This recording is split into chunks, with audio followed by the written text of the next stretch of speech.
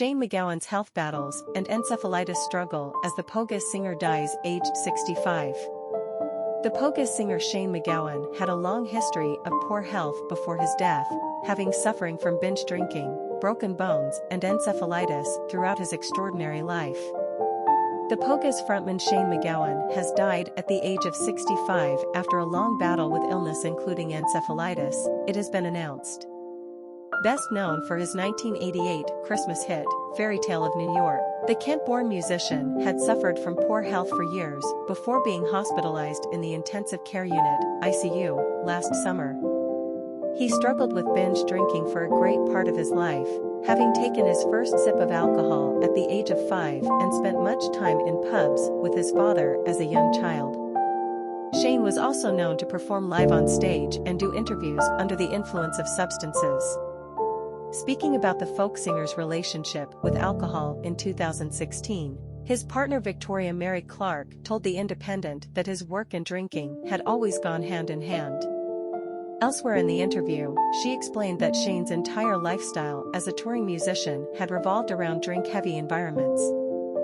Shane has been a singer all his life, singing in bars and clubs and other venues where people go to drink and have fun.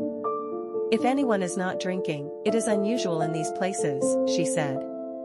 So the drinking has not just been a recreational activity, his whole career has revolved around it and, indeed, been both enhanced and simultaneously.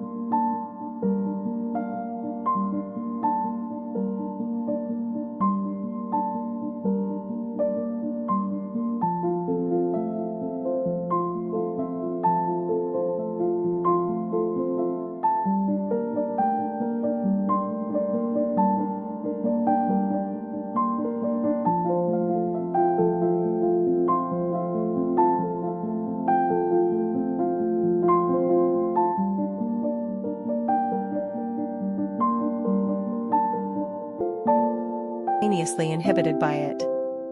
Victoria also claimed that Shane had struggled with Class A drugs, and had even missed his flight to open for Bob Geldof due to his addiction issues. It wasn't until he was hospitalized in 2016 with an excruciating pain in his hip and pneumonia that ultimately cut off his access to alcohol.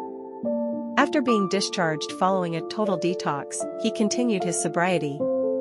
A year before this, Shane ended up in hospital with a fractured pelvis after falling while getting out of a van. His sister Siobhan later confirmed that he would not need surgery to recover, revealing that physiotherapy and rest would be sufficient to heal the injury.